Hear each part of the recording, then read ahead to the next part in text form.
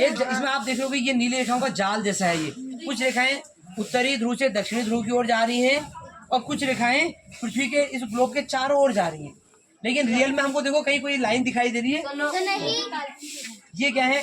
Because those lines are imaginary lines. Why? Because by this line we can say that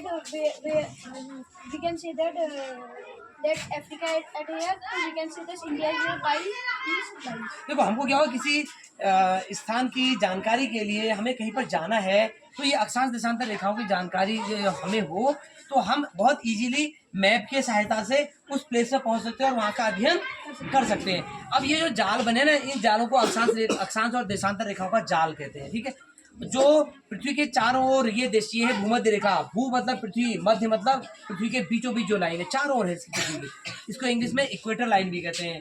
तो ये इसके parallel आप देखेंगे दक्षिणी गोलार्ध में भी ध्रुवों तक, ये दक्षिणी ध्रुव तक ऐसी लाइनें गई हुई है और उत्तरी गोलार्ध में भी उत्तरी गोलार्ध तक ऐसी लाइनें गई हुई है। इन लाइनों को कहते हैं हम अक्षांश रेखा या लैटिट्यूड। क्या कहेंगे? Latitude lines. क्या कहेंगे? लैटिट्यूड, है ना।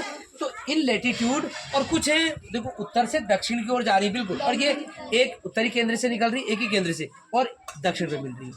इनको क्या कहते हैं? लॉन्गिट्यूड या देशांतर रेखा, या देशांतर रेखा या लॉन्गिट्यूड। तो जो ये अक्षांश रेखा है, इन अक्षांश रेखाओं की संख्या कितनी है? टोटल 180। 90 दक्षिणी गोलार्ध में और 90 रेखाएं उत्तरी गोलार्ध में। ऐसी जो देशांतर रेखाएं हैं, देशांतर रेखाओं की संख्या 360। कितना? 360। ठीक, अब कल हम थोड़ा थोड़ा इसके बारे में पूछेंगे। ठीक।